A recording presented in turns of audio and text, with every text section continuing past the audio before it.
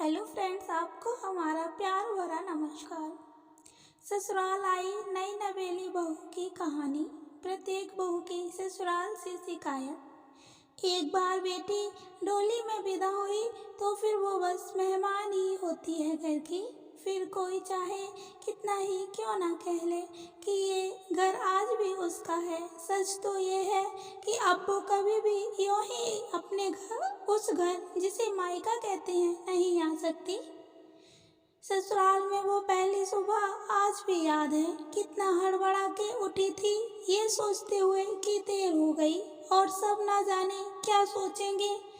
एक रात ही तो नए घर में काटी है और इतना बदलाव जैसे आकाश में उड़ती चिड़िया को किसी ने सोने के मोतियों का लालच देकर पिंजरे में बंद कर दिया हो। शुरू के कुछ दिन तो यूं ही गुजर गए। हम घूमने बाहर चले गए। जब वापस आए तो सासू माँ की आंखों में खुशी तो थी, लेकिन बस अपने बेटे के लिए ही दिखी।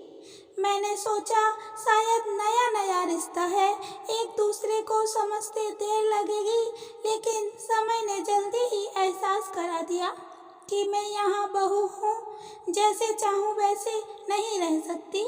कुछ कायदा मर्यादा हैं जिनका पालन मुझे करना होगा। धीरे धीरे बात करना, धीरे से हंसना, सबके खाने के बाद खाना, ये सब आदतें जैसे अपने आप ही आ गईं।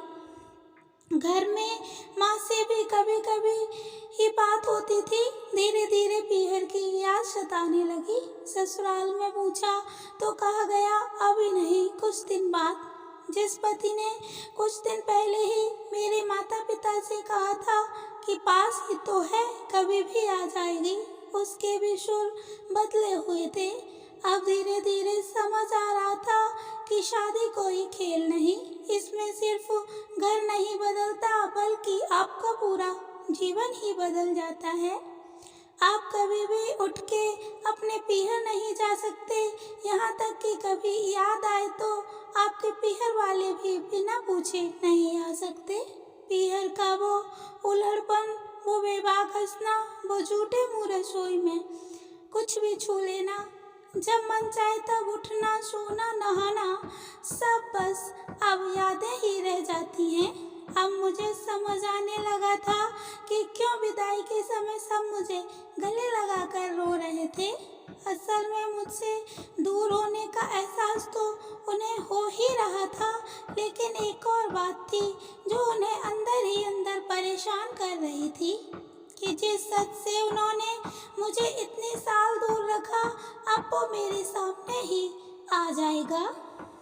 पापा का ये झूठ कि मैं उनकी बेटी नहीं बेटा हूँ, अब और दिन नहीं छुप पाएगा। उनकी सबसे बड़ी चिंता ये थी कि अब उनका ये बेटा, जिसे कभी बेटी होने का एहसास नहीं कराया था, जीवन के इतने बड़े सच को कैसे स्वीकार करेगा। माँ को चिंता थी कि उनकी बेटी ने कभी एक गिलास पानी का नहीं उठाया तो इतने बड़े परिवार की जिम्मेदारी कैसे उठाएगी। सब बस इस विदाई और मेरे पराए होने का मर्म जानते थे, सिवाय मेरे। इसलिए सब ऐसे रो रहे थे जैसे मैं डोली में नहीं, अर्थी में जा रही हूँ। आज मुझे समझ आया कि उनका रोना गलत नहीं था। हमारे समाज का नियम ही ये है, एक बार बेटी डोली में विदा हुई तो फिर वो बस मेहमान ही होती है घर की। फिर कोई चाहे कितना ही क्यों ना कह ले कि ये घर आज भी उसका है, सच तो ये है कि अब वो कभी भी यूं ही अपने उस घर जिसे मायका कहते हैं नहीं आ सकती। हजारों समस्याओं और परेशानी आने पर भी उसी को हल करना है, हंसते हुए, गम छुपाते हुए। क्या यह तपस्या से कम नहीं? अनजान जगह सुधार कर अच्छा बनने का काम करना। क्या कहेंगे आप? Thanks for watching.